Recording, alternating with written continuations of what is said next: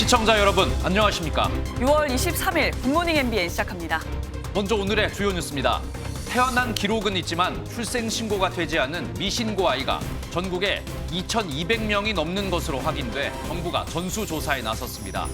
두 아기를 살해해 냉장고에 보관해온 친모는 오늘 구속영장 실질심사를 받습니다. 정부가 사교육 시장에 대해 전례 없이 강도 높은 단속에 나섰지만 학원들은 학생과 학부모들의 불안한 심리를 이용한 마케팅이 계속되고 있습니다. 서울시 교육청은 사교육 시장을 잡고 공교육을 살리겠다는 교육부의 최근 발표에 대해 고교 서열화 등 부작용을 우려하며 비판했습니다. 베트남을 국빈 방문 중인 윤석열 대통령이 오늘 보반트엉 베트남 국가주석과 정상회담을 갖습니다. 지난해 말 포괄적 전략 동반자 관계로 격상된 양국 관계 확대 발전 방안과 함께 경제와 안보 협력 등이 논의될 전망입니다. 대서양에서 실종된 타이타닉 관광 잠수정의 탑승객 5명 전원이 사망한 것으로 전해졌습니다. 미국 해안경비대는 침몰 지점 인근인 해저 약 488m에서 잠수정 선미 덮개 등 잔해를 발견했다며 폭발 사고가 일어난 것으로 보인다고 밝혔습니다. 오늘은 서울과 대구의 한낮 최고 기온이 31도, 광주는 33도까지 치솟으면서 다시 여름 더위가 기승을 부리겠고 오후에는 곳곳에 소나기가 지나겠습니다. 일요일에 제주와 남부를 시작으로 전국이 동시에 장마 전선의 영향을 받겠고 장맛비는 다음 주 화요일까지 이어질 전망입니다. 최근 8년 동안 태어난 신생아 가운데 출생 신고가 되지 않아 행방이 묘연한 아이가 무려 2천여 명에 달합니다. 감사원이 이 가운데 1%인 23명을 추려 조사했는데 지금까지 최소 3명이 숨진 것으로 확인됐습니다. 또 다른 의심 신고까지 잇따르자 보건복지부는 전수조사에 나서겠다고 밝혔는데요. 경기도 화성에서는 소재가 파악되지 않은 영아가 확인돼 경찰이 수사에 나섰습니다. 보호자가 아기를 익명의 3자에게 넘겼다고 진술했다는데 경찰은 유기 가능성이 높은 것으로 보고 있습니다. 이상주 기자가 보도합니다. 경기도 수원에서 태어난 지 하루 만에 자녀 2명을 살해한 뒤 냉장고에 보관해온 사실이 드러나 충격을 준 가운데 화성에서도 한 영아의 소재가 확인되지 않고 있습니다. 경찰은 경기도 화성에 사는 20대 여성을 입건해 아기의 행방을 파악하고 있습니다. 해당 여성은 2021년 12월 서울의 한 병원에서 아기를 출산한 뒤 유기한 혐의를 받고 있습니다. 이 건 역시 담당 지자체가 출생 신고가 되지 않은 영아의 소재를 확인하는 과정에서 드러났습니다. 가정 방문이나 했는데 분이 해당 주민등록 주소지에 거주하시는 분은 아니어가지고 계속 소재 파악이 안 되다 보니까 경찰 쪽에 수사 의뢰를 했고. 경찰 조사에서 해당 여성은 인터넷에서 아기를 데려간다는 사람을 찾게 돼 그에게 아기를 넘겼다고 진술한 것으로 알려졌습니다. 하지만 경찰은 생후 한 달이 되지 않은 자녀를 유기한 것으로 보고 수사를 이어가고 있습니다. 충남 천안에서도 영아 소재가 파악되지 않는다는 신고가 접수됐습니다.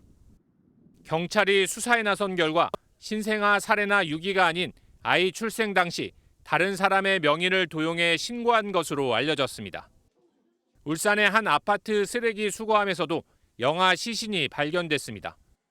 숨진 아이는 크기 50cm, 무게 800g이었는데 사사나 여부는 아직 확인되지 않았습니다.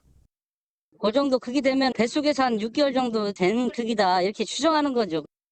경찰은 국가수에서 시신 부검을 의뢰하고 CCTV 등을 토대로 아이를 버린 용의자를 쫓고 있습니다. MBN 뉴스 이상주입니다.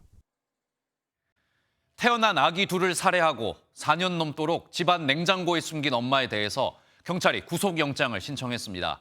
아이들의 엄마는 경제적 어려움 때문에 아이 둘을 살해했다고 진술했는데 경찰은 남편의 공범 가능성도 조사하고 있습니다. 이어서 윤길환 기자입니다. 출산한 지 하루밖에 안 된 아이 둘을 살해하고서 4년이 넘게 냉장고 냉동칸에 보관해온 30대 친모에 대해 경찰이 구속영장을 신청했습니다. 조사 결과 피의자는 2018년 태어난 여아를 집에서 이듬해 태어난 남아는 경기도 수원의 출산병원 근처에서 살해한 것으로 파악됐습니다. 오랜 기간 숨겨졌던 아이들의 시신은 최근 보건복지부에 대한 감사원의 감사 과정에서 꼬리가 잡혔습니다. 감사를 해보니 출산 후 예방접종 기록은 있는데 출생 신고가 돼 있지 않은 의심 사례가 발견된 겁니다. 해당 자료를 전달받은 수원시는 피의자를 상대로 현장 조사했지만 피의자가 조사를 거부해 결국 경찰에 수사를 의뢰했습니다. 자택에서 경찰에 긴급 체포된 피의자는 경제적으로 어려워 범행했다며 모든 혐의를 시인했습니다. 남편과 함께 콜센터 직원으로 근무해온 피의자는 초등학교에 다니는 세 자녀와 함께 이웃 주민들도 잘 모를 정도로 조용히 지낸 것으로 알려졌습니다. 너무 놀랐죠. 30년을 이 가깝게 살았으니까 웬만한 집은 잘 안 가고 생각을 하거든요. 아이들 그렇게 어린 집들은 제발 이상한 사람들 모이는 거 없고. 피의자의 가정은 기초생활수급 대상은 아니지만 전기요금 할인과 아동수당 등 혜택을 받을 수 있는 차상위 계층인 것으로 파악됐습니다. 경찰은 아내가 낙태한 줄 알았다며 살해한 걸 몰랐다고 진술한 피의자의 남편에 대해서도 정말로 범행 사실을 몰랐는지 조사하고 있습니다. 검찰이 구속영장을 청구하면서 피의자의 구속 여부는 오늘 법원의 영장실질 심사 후 결정될 전망입니다. MBN 뉴스 윤기란입니다. 출생 신고도 없이 이렇게 숨진 아이들이 얼마나 더 있을지 걱정과 우려가 커지고 있습니다. 이런 문제들을 해결하기 위해 그동안 출생 통보제나 보호출산제 같은 제도들이 논의돼 왔는데요. 지지부진 속도를 내지 못했지만 이번 사건들로 인해 탄력을 받을 것으로 보입니다. 오태윤 기자입니다. 신생아는 태어나자마자 12시간 내에 B형 간염 접종을 받아야 합니다. 이때 질병청으로부터 임시 신생아 번호를 받습니다. 이후 부모는 주민등록법상 1개월 이내에 출생 신고를 해야 하지만 이를 어겨도 과태료 5만 원에 불과합니다. 부모가 하지 않으면 정부는 확인할 방법도 의무도 없습니다. 병원에서 출산하고도 출생 신고 안 된 아기가 2천여 명인데 그러나 병원에도 가지 않고 병원 밖에서 출산한 아기는 누구도 모른다는 사실이에요. 예방접종 때 나오는 그 임시 신생아 번호만 가지고 있기 때문에 저희가 추적을 해서 보호를 할 수 있는 방법이 없습니다. 이에 따라 정부는 의료기관이 출생 사실을 통보하는 출생 통보제를 도입하기로 했지만 법안은 국회에 계류 중입니다. 정부가 출생 신고에 드는 비용과 책임 소재를 의료기관에 떠넘기고 있다고 반발하고 있기 때문입니다. 또 임신부가 병원 밖에서 위험한 출산을 할 우려도 제기하는데 이 때문에 정부는 익명 출산을 돕는 방안도 추진하고 있습니다. 보호출산제는 우익이 임산부가 익명으로 출산할 수 있도록 지원하는 제도로서 더 이상의 비극을 막기 위해서는 출산과 양육에 대한 보다 촘촘한 관리 시스템과 지원 방안에 대한 검토가 필요한 시점입니다. MBN 뉴스 오태윤입니다. 정부가 사교육 시장에 대해 전례 없이 강도 높은 단속을 예고하면서 학원가는 초긴장 분위기입니다. 어제 사교육 1번지로 불리는 강남 대치동을 둘러봤는데 긴급 대책회의를 열거나 홍보 문구를 지우는 모습들이 포착됐습니다. 박유영 기자가 취재했습니다. 여의도 3분의 1 면적에 1,200개 넘는 학원이 밀집해 있는 서울 강남구 대치동. 오늘 오후 한 수학학원 관계자가 의대 전문, 킬러 최고 적중률 등의 문구가 적힌 광고판 곳곳을 흰 종이로 가립니다. 이건 5개월도 안 된다고. 저는 하라는 대로 할 뿐입니다. 네네. 잠시 후 가리는 정도로는 안 되겠다고 판단했는지 입간판을 아예 철거합니다. 정부가 사교육 업계에 불법 부당 행태를 뿌리 뽑겠다고 나서자 학원들은 긴장감을 감추지 못합니다. 전체적으로 회사 운영이나 이런 것 관련된 내부적으로 점검하는 건. 교육부와 공정거래위원회, 경찰청 등으로 꾸려진 범정부 협의체는 내달 7일까지 2주를 집중 신고 기간으로 두고 사교육 부조리 사례들을 신고받습니다. 정부는 허위 과장 광고뿐 아니라 특히 수능 출제 당국이 소위 킬러 문항을 내면 그런 출제 이력을 내세워 사교육 시장에서 활동하는 걸 이권 카르텔로 규정짓고 엄단하겠다는 방침입니다. 학생, 학부모, 교사 모두가 힘든 와중에도 견고한 카르텔로 부조리를 일삼는 학원만 배를 불리는 상황에 대해 정부는 더 이상 좌시하지 않겠습니다. 이주호 부총리는 오는 26일 사교육 대책 발표 때 최근 3년간의 수능과 올해 6월 모의평가에서 어떤 것이 킬러 문항인지 공개해 수험생의 혼란을 줄이겠다고 설명했습니다. MBN 뉴스 박영입니다. 정부가 공교육 강화 정책을 발표하며 자사고나 외고는 그대로 두기로 했는데요. 이런 방침에 서울시 교육청과 전교조 등이 반발하고 나서 교육부와의 조율 과정에서 진통이 예상됩니다. 보도에 노태현 기자입니다. 교육부가 내놓은 정책의 핵심은 자사고와 외고 존치, 초3, 중1 학생에 대한 학업 성취도 평가 실시입니다. 진보 성향 조희연 서울시 교육감은 성명서를 내고 반발했습니다. 자사고 존치 결정은 현 정부의 사교육 경감 대책과 모순된 정책이라는 겁니다. 2025년 고교학점제 도입으로 자사고 진학을 위한 사교육이 확대될 수 있어 일반고의 황폐화 등 공교육의 경쟁력을 오히려 약화시킬 수 있다고 우려했습니다. 학업 성취도 평가는 일제고사로 변질될 우려가 크다고도 평가했습니다. 전교조도 사교육을 조장하는 경쟁 체제를 재설계하고 있다고 비판했습니다. 반면 보수 성향 임태희 경기도 교육감은 공교육 경쟁력 제고 방안을 적극 환영한다고 밝혔습니다. 학생들이 갖고 있는 다양한 강점과 잠재력을 발휘할 수 있도록 했다며 모두의 수월성을 제고할 수 있을 것이라고 진단했습니다. 각 시도교육청별 정부 대책을 둘러싼 진통이 예상되는 만큼 교육부와의 긴밀한 조율이 필요해 보입니다. MBN 뉴스 노태현입니다. 후쿠시마 오염수 방류가 아직 시작되지도 않았는데 국내 횟집에서는 매출이 눈에 띄게 줄고 수산물 소비를 꺼려하는 손님도 늘고 있습니다. 불안감에 휩싸인 우리나라 수산단체들이 수산물 시식 행사까지 열었는데요. 이 방류가 시작되면 타격이 더 심해질까 봐 걱정하고 있습니다. 배준우 기자입니다. 서울 노량진 수산시장 2층에 위치한 횟집입니다. 후쿠시마 오염수 방류가 논란이 되자 아직 방류 전인데도 매출이 30% 가까이 떨어졌습니다. 오염수 방류에 대한 불안감에 비수기를 감안해도 손님이 많이 줄어든 겁니다. 술이 정도가 아니라 정상 안 돼. 그래요? 저녁에 손님이 없어. 어느 정도 뚝 떨어졌어요? 한 20-30%? 걱정하는 사람들이 있지. 아래 1층에서 수산물을 파는 상인들도 손님이 끊겼다며 어려움을 호소합니다. 그래서 그런데 손님이 바꿔있어요. 이빨 들어서. 손님들. 그런데 좀 예민하죠. 발등에 불이 떨어진 수산단체들은 정확한 사실을 알리고 우리 수산물이 안전하다는 홍보에 더 공을 들이고 있습니다. 수협 조합장들은 전국 17개 조합에서 올라온 우리 수산물들을 직접 시식하며 우리 수산물의 안전을 강조하고 소비 촉진에 동참해줄 것을 호소했습니다. 우리가 마음 놓고 먹을 수 있으니 여러분들에 보여드리겠으니 국민들은 다 같이 수산물을 안전하게 했다는 것을 믿고 잡수시기를 바랍니다. 정부도 이번 주말까지 수산물 구매 금액의 30%를 온누리 상품권으로 환급해주는 등 소비 촉진 행사는 한동안 계속될 전망입니다.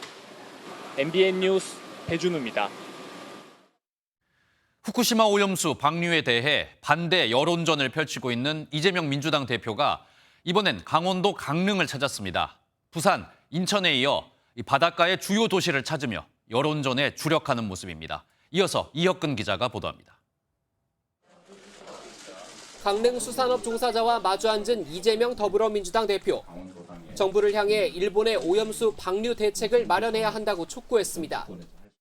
안전에 아무런 문제가 없다라고 우리끼리 주장하고 또 우기고 또 문제가 있다는 주장을 억압한다고 해서 과연 그 문제 자체가 사라지느냐.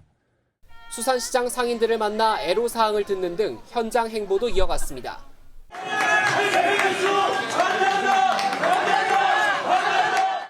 서울에서 장외 집회를 연 데 이어 수산물 문제가 생계에 직결되는 바닷가 도시들을 잇따라 방문하며 후쿠시마 오염수 방류 반대 여론전을 벌이는 겁니다. 정의당은 일본 원정 투쟁에 나섰습니다.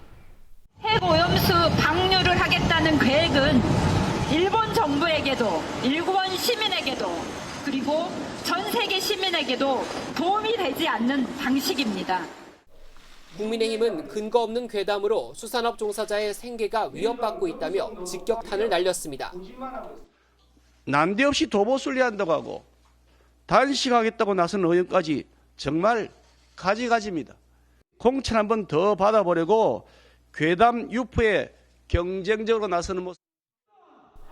민주당은 장외 집회 장소를 전국으로 확대하고 정의당 대표는 다음 주부터 일본 대사관 앞에서 단식에 나설 예정이어서 여야 갈등은 한층 더 격해질 전망입니다. MBN 뉴스 이혁근입니다. 일본 전국의 어업조합들이 가입한 전국어업협동조합연합회가 후쿠시마 제1원전 오염수의 해양 방류를 반대한다는 결의를 채택했습니다. 연합회는 원전 사고 오염수를 해양에 방류하는 일이 전례가 없다며 어민들이 불안을 떨쳐버릴 수 없다고 지적했습니다. 사카모토 마사노부 연합회장은 방류에 반대한다는 입장엔 변함이 없고 정부가 수십 년에 걸쳐 책임을 져야 한다는 것을 결의로 요청하고자 한다고 말했습니다. 일요일에 제주와 남해안을 시작으로 다음 주 월요일부터는 전국적으로 장맛비가 내릴 것으로 보입니다. 최근 이 장맛비가 더 강해지고 있어서 준비 단단히 하셔야겠습니다. 김세희 기자입니다. 위성으로 본 정체전선입니다. 현재 대만의 북쪽에서 일본 남해상에 걸쳐져 있는데 주말 우리나라를 향해 북상할 것으로 보입니다. 내일까지는 영향을 받지 않기 때문에 대체로 맑은 가운데 30도 안팎의 무더위가 이어집니다. 비는 정체전선이 위로 올라오면서 제주도와 남해안에 먼저 내릴 전망입니다. 보통 6월 19일에 장마가 시작됐던 제주도는 평소와 달리 6일 늦게 시작됩니다. 다음 주 월요일에 중부지방에 중점적으로 비가 내리면서 전국 동시에 장마철이 시작됩니다.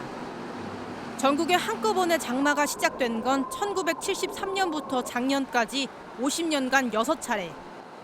이후에는 전선이 강화되면서 집중호우로 이어질 예정입니다. 정체전선에 동반된 저기압이 발달하며 일부 지역에서는 많은 비가 내리는 곳도 있겠으니 안전사고에 유의하시기 바랍니다. 실제 과거보다 최근 집중호우 빈도는 1.5배 증가한 것으로 분석됐습니다. 특히 적도 부근의 해수면 온도가 높아지는 엘니뇨 발생이 예고됐는데 그 해에는 국지성 폭우 등 우리나라 강수량이 늘어나는 경향이 관측되고 있습니다. 장맛비는 다음 주 화요일까지 이어질 전망인데 정체전선의 영향을 직접적으로 받은 제주도와 남해안에 많은 비가 예상되는 만큼 철저한 사전 대비가 필요합니다.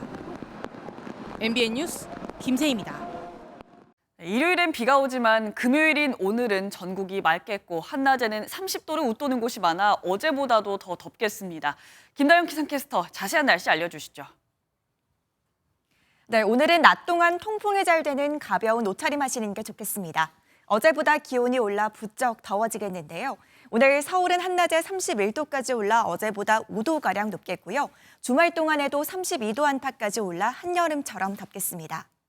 오늘은 맑은 하늘 아래 볕도 뜨겁게 내리쬐겠습니다. 서울 등 서쪽 지역을 중심으로 자외선 지수가 매우 높은 수준까지 오르겠고요. 제주 남부는 위험 수준까지 치솟겠습니다. 볕 차단에 신경 써주셔야겠습니다. 한편 일요일부터는 본격적인 장마철에 접어들겠습니다. 일요일 제주와 남부지방부터 올해 첫 장마가 시작되겠고요. 월요일에는 전국으로 확대되겠습니다. 제주에는 시작부터 다소 많은 비가 내릴 것으로 예상되는 만큼 호우 대비 잘해주셔야겠습니다. 오늘 전국 하늘 맑게 드러나겠지만 대기 불안정으로 인해 늦은 오후 한때 강원 남부와 경북 북부 지역에는 소나기가 내리겠습니다. 이 시각 현재 기온 보겠습니다. 서울 20.8도, 부산은 21.4도 나타내고 있고요. 낮 기온은 대전 32도, 광주는 33도까지 치솟겠습니다. 날씨였습니다. 오늘 하루 중요한 일정을 소개해드리는 굿모닝 오늘입니다. 어떤 일정이 있는지 함께 살펴보겠습니다. 여야가 국회 교육위원회 법안심사 소위원회를 열고 최근 통과된 학교폭력 예방법 개정안 후속 논의를 이어갑니다. 사이버 따돌림이나 학폭 세부 규정 등이 논의될 예정입니다. 자신의 아기를 숨지게 한 뒤 유기한 혐의를 받는 친모 고모 씨에 대한 영장실질 심사가 오늘 오후 2시 반에 수원지방법원에서 열립니다. 지난 2018년 11월과 19년 11월 여아와 남아를 출산 하루 만에 살해하고 자신의 집 냉장고에 유기한 혐의를 받고 있습니다. 최근 천일염 풍기 현상이 이어지자 천일염 가격과 수급 안정을 위해 조승환 해양수산부 장관이 전남 신안군 염전을 방문합니다. 신안군의 6개 농협에선 일손 부족으로 천일염 6만 톤을 배송하지 못했다 재개한 만큼 직접 공급 상황과 출하 가격 등을 파악할 예정입니다. 1심에서 사형을 선고받은 연쇄살인범 권재찬에 대한 2심 판결이 나옵니다. 권 씨는 2021년 12월 인천 미추홀구의 건물 주차장에서 지인 50대 여성을 살해하고 다음날 공법 40대 남성도 살해 후 야산에 암매장한 혐의를 받고 있습니다. 부산 엑스포 유치를 위해 프랑스에서 총력전을 펼친 윤석열 대통령이 어제 두 번째 순방지인 베트남에 도착했습니다. 역대 최대 규모의 경제사절단과 함께 했는데 윤 대통령은 우리 기업의 수출과 도움이 되는 일에는 발벗고 나서겠다고 강조했습니다. 베트남에서 원중희 기자가 전합니다. 우리나라 대통령으로서는 지난 2018년 이후 5년 만에 베트남을 국빈 방문한 윤 대통령. 양국은 수교 30년 동안 교역은 175배, 상호 방문객은 2,400배 증가했다며 앞으로도 협력을 이어가겠다고 밝혔습니다. 오늘 저의 베트남 방문은 양국 관계의 새로운 미래 30년을 향한 출발점이 될 것입니다.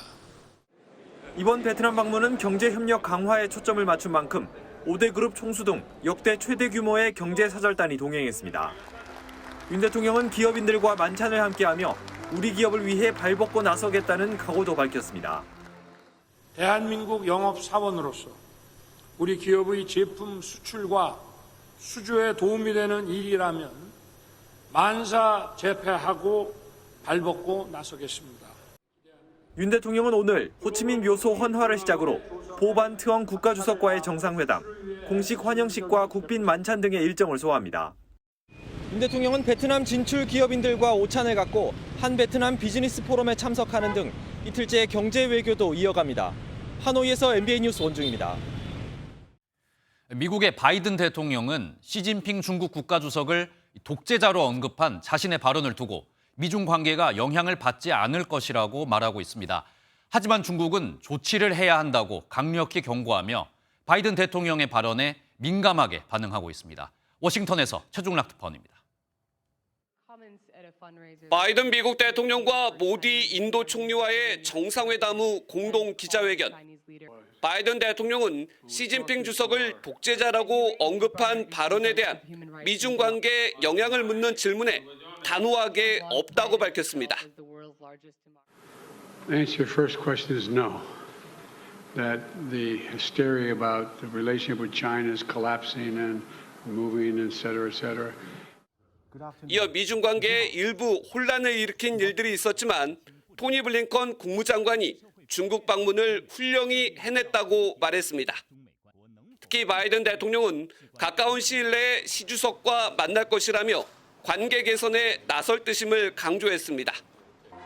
전날 중국에 대한 사실을 언급한 것은 잘못이 아니기에 미중 관계에 악영향을 주지 않을 것이라는 국무부의 입장을 재확인한 것으로 풀이됩니다. 반면 중국은 미국 정부의 조치를 요구하며 강경 발언을 이어갔습니다.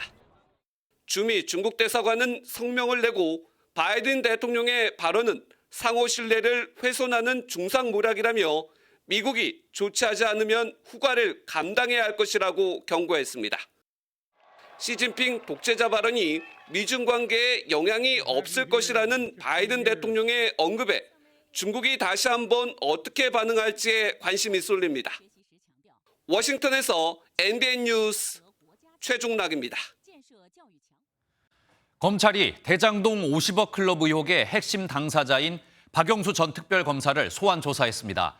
대장동 일당이 약속한 200억과 박영수 전 특검이 입금한 5억, 또 화천대유에서 근무한 딸이 빌린 11억 등 오고 갔던 돈의 성격을 집중 조사한 것으로 알려졌습니다. 우종환 기자입니다. 대장동 50억 클럽 의혹을 수사하는 검찰이 박영수 전 특별검사를 소환 조사했습니다. 박 전 특검은 취재진을 피해 비공개로 검찰청에 들어갔습니다. 검찰은 박 전 특검이 우리은행 이사회 의장으로 재직하며 은행에 부정한 영향력을 행사하고 대가로 김만배 씨 등으로부터 금품을 받기로 한 걸로 의심하고 있습니다. 측근인 양지식 변호사가 이 과정에서 실무를 담당했다고 보고 최근 2차례 소환해 조사를 진행했습니다. 이 밖에 검찰은 박 전 특검 딸이 화천대유에서 근무하며 빌린 11억 원, 박 전 특검이 화천대유 측에 입금한 5억 원의 성격 등도 조사한 걸로 전해집니다. MBN 취재 결과 검찰은 진술 등을 토대로 5억 원이 분양대행업자 이기성 씨에서 박 전 특검, 김만배를 거쳐 다시 이 씨에게 돌아온 걸로 보고 있습니다. 이런 자금 흐름 속에 5억 원이 알선 수재의 금원이 될 가능성도 열어두고 있는 걸로 전해졌습니다. 다만 이기성 씨는 MBN 취재진에게 김만배 씨로부터 돈을 돌려받은 사실이 없다고 부인했습니다. 박 전 특검은 여러 혐의들을 전면 부인한 걸로 알려진 가운데 검찰은 구속영장 청구를 검토하고 있습니다. MBN 뉴스 우종환입니다.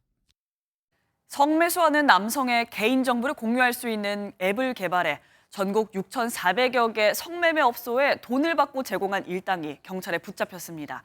실제로 앱을 통해 수집된 성매수남의 개인정보는 5,100만 건이나 됐습니다. 보도에 김영현 기자입니다. 한 남성이 현금 지급기 앞에서 돈을 인출합니다. 경찰에 붙잡힌 남성은 성매수남의 개인정보를 불법적으로 수집해 업주들에게 돈을 받고 판매한 일당 중 한 명이었습니다. 이들은 2021년 성매수남의 개인정보를 공유할 수 있는 앱을 개발했습니다. 인터넷에 게재된 유흥업소들을 대상으로 앱을 홍보하면서 회원들을 끌어모았습니다.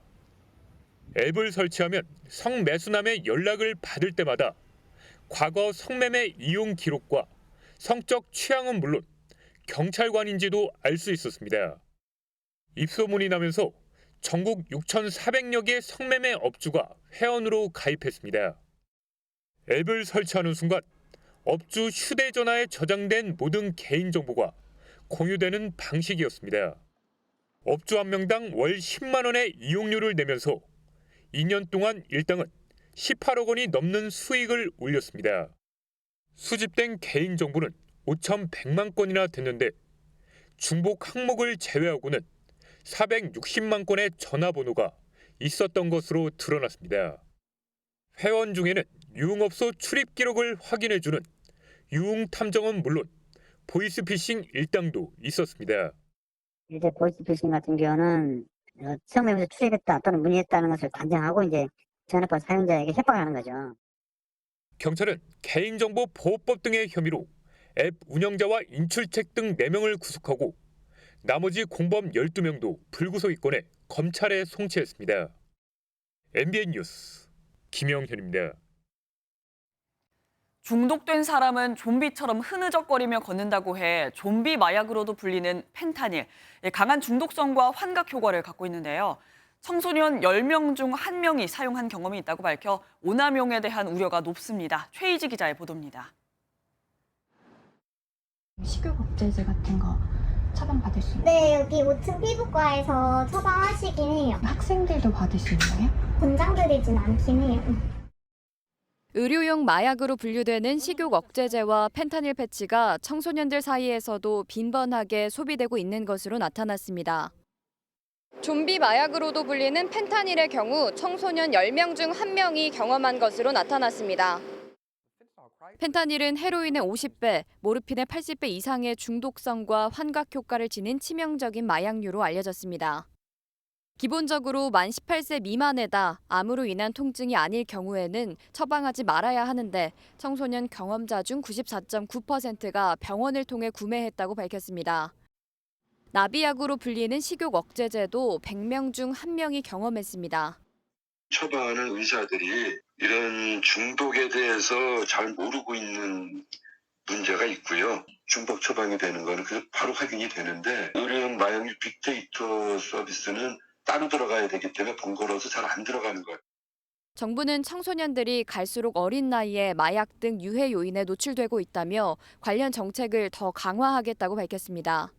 마약 의약품에 노출돼서 경험이 있고 자꾸 반복되다 보면은 우리 청소년들의 어떤 건강한 성장에 지대한 부정적 영향을 미칠 거라고 생각합니다. 그런 청소년들을 효과적으로 발굴해서 또 상담과 치유 지원을 통해 또 이번 조사가 처음으로 이뤄지다 보니 응답자 사이에서 단순 진통제와 펜타닐 패치를 혼동하는 등 결과가 더 과장됐을 수도 있다며 다음번 조사에서 더 자세하게 조사할 예정이라고 덧붙였습니다.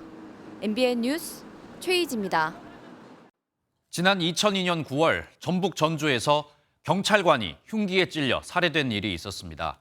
그것도 파출소 안에서 경찰이 살해된 사건이었는데요. 경찰이 21년 만에 범인을 지목했습니다. 대전 국민은행 강도 살인 사건을 저지른 이정학입니다. 보도에 강세훈 기자입니다. 2002년 9월 20일 새벽 0시 50분 전북 전주의 한 파출소에서 54살 백성기 경사가 흉기에 찔려 숨진 채 발견됐습니다. 백 경사가 차고 있던 권총과 실탄 4발도 사라졌습니다. 21년 전 경찰관이 살해된 금암 미 파출소입니다. 당시 범인은 파출소 뒷문으로 침입해 혼자 근무하던 백 경사를 살해하고 도주했습니다. 치안 현장의 최일선인 파출소에서 경찰관이 살해됐다는 소식은 충격적이었습니다. 파출소가 범인한테 그렇게 당했는데 그때 당시는 이렇게 많이 사람들도 많이 안 살았고 이동인구들 많이 없었는데 경찰은 21년 만에 범인을 지목했습니다. 대전 국민은행 강도살인 사건의 2인조 중 한 명인 이정학입니다. 장기 미제 사건의 실마리가 풀린 건 지난 2월 경찰이 제보 편지를 받고부터입니다. 제보자는 이정학과 함께 은행 강도살인 사건을 저지른 이승만이었습니다. 사라진 권총도 울산의 한 여관에서 찾았습니다. 현장에서 뭐 좀 찾아가지고 영장 읽어보셨잖아요. 하지만 이정학은 혐의를 부인하는 것으로 알려졌습니다. 부인을 하고 있지만은 동선이라든지 그다음에 범행 방법 또 범죄 현장의 상황 등을 미루어 봤을 때 이정학은 은행 강도살인 사건으로 1심에서 징역 20년, 이승만은 무기징역을 선고받았습니다. 경찰은 백경사 피살 사건의 피의자 이정학을 다음 주쯤 검찰에 송치할 예정입니다. MBN 뉴스 강세훈입니다. 주차 시비 끝에 이웃에게 흉기를 휘둘러 숨지게 한 남성이 현행범으로 체포됐습니다. 경기 광주경찰서에 따르면 70대 남성 A씨는 어제 아침 7시쯤 경기도 광주시의 한 빌라 주차장에서 50대 이웃 B씨와 주차 문제로 다투던 중 집에서 흉기를 가져와 휘둘렀습니다. A씨는 언론에 고령의 무술인으로 여러 번 소개됐던 인물로 집에 있던 일본도로 범행을 저지른 것으로 전해집니다. 내년도 최저임금을 논의하는 자리에서 근로자 측 위원들이 시급 12,220원을 요구하자 자영업자들은 한숨을 쉬고 있습니다. 인건비가 27% 오르면 도저히 버틸 수 없다는 입장인데요. 최저임금의 업종별 구분도 무산돼서 업종에 관계없이 단일 최저임금이 적용되게 됐습니다. 강세연 기자입니다. 내년도 최저임금 12,210원. 자영업자들은 근로자위원들이 이번에 발표한 최초 요구한 액수를 무겁게 받아들였습니다. 최저임금 수준에서 임금을 지급해온 편의점 점주들은 폐업을 고민할 만한 수준이라고 말했습니다. 똑같이 일은 알바생만큼 그 이상을 하고 있긴 한데 수익은 그렇게 또 못 가져오는데 생각이 든다고 하면 접어야죠. 접고서 그냥 차라리 제가 그냥 어디 가서 아르바이트 하는 게 더 낫지 않을까.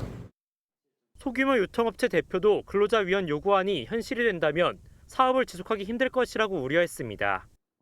어떻게 버틸 거냐는 질문에는 직원을 해고할 수밖에 없다는 답변이 돌아왔습니다.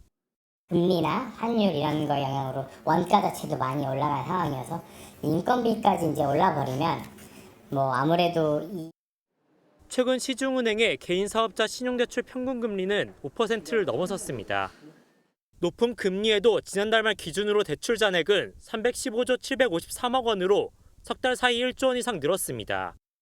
임금까지 그렇게 높은 수준으로 올라가면 한계 상황에 직면하는 그런 소상공인, 그다음에 중소기업 경영 상황이 상당히 좀 어려워질 걸로 생각합니다.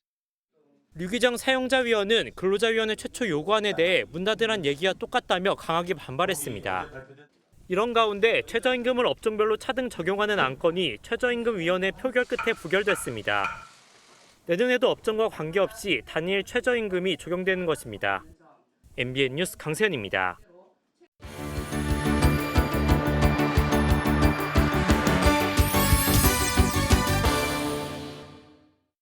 굿모닝 월드입니다. 지난 수요일은 하지이자 세계 요가의 날이었는데요. 한 해 중 해가 가장 긴 날, 아주 이색적인 공간에서 수천 명이 함께 요가를 즐겼다고 합니다. 그 현장 전해드릴게요. 뉴욕의 상징, 타임스퀘어 한복판에 빼곡하게 들어선 매트와 사람들.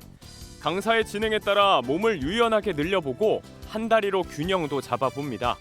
성별, 나이, 국적 불문, 심지어 갓 태어난 아이까지 데리고 나온 엄마까지 요가에 빠져 여념이 없는데요.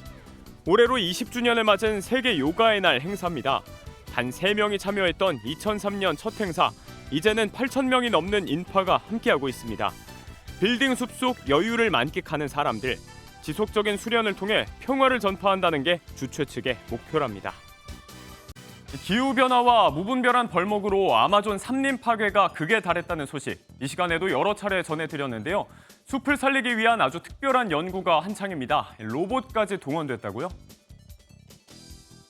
화분에 흙을 파내고 씨앗을 심는 세심한 손길. 아마존 복원 연구에 활용 중인 나무 심기 로봇입니다.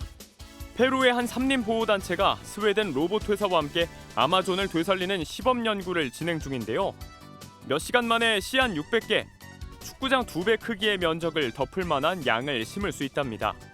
태양열 에너지로 작동하기 때문에 친환경적이고 지역 주민들에게 일자리도 제공해줍니다. 지역민들은 화전과 벌목 대신 나무를 심으며 숲의 파수꾼이 된다는데요. 점점 병들어가는 아마존, 노력에 힘입어 건강한 모습을 되찾길 바랍니다. 인도의 모디 총리가 국빈 방미 일정을 수행 중인데요. 양국 간 국방과 기술 협력에 관해 심도 있는 논의가 오갈 텐데 역시나 백악관 초청 만찬에도 관심이 쏠립니다. 어떤 메뉴가 나올까요? 인도산 실크로 만든 식탁보, 그 위를 수놓은 색색의 꽃들. 국빈 방미 중인 인도 모디 총리를 위한 백악관 만찬의 메뉴가 공개됐습니다.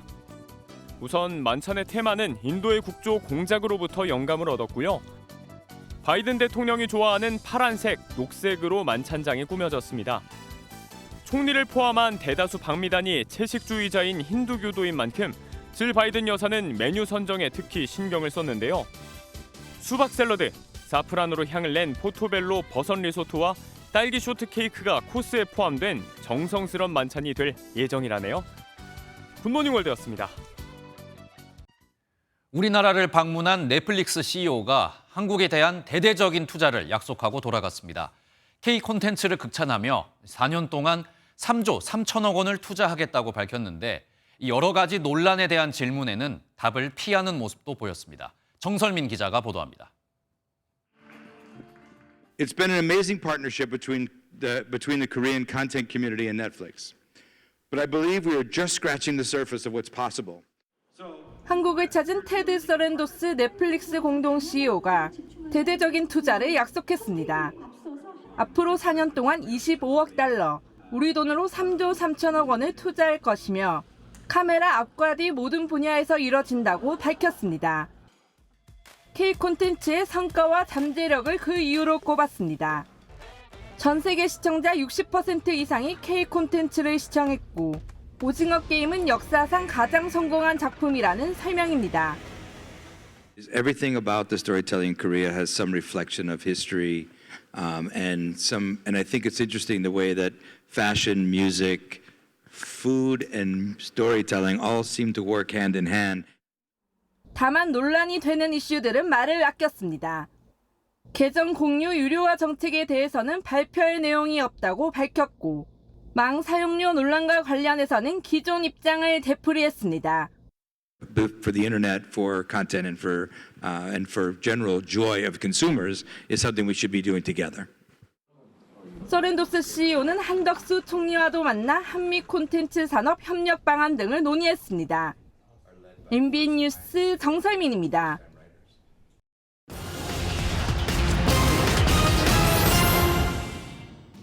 고종이 독일 왕자에게 선물한 갑옷과 투구가 124년 만에 부활했습니다.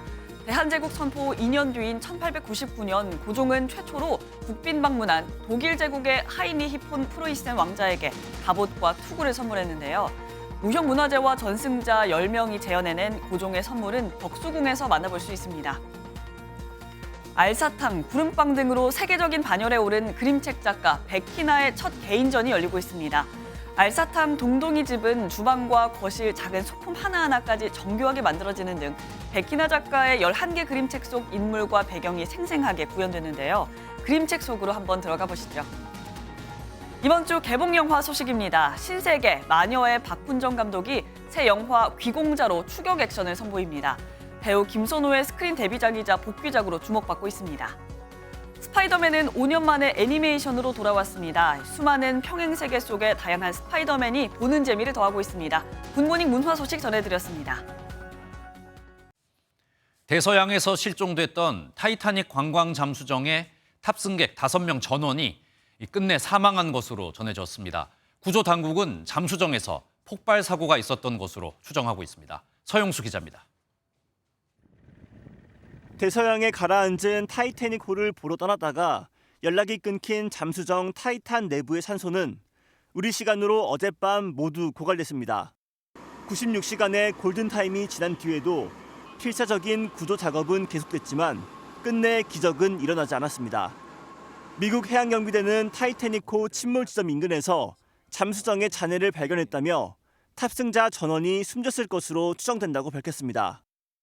The debris is consistent with the catastrophic loss of the pressure chamber. I offer my deepest condolences to the families.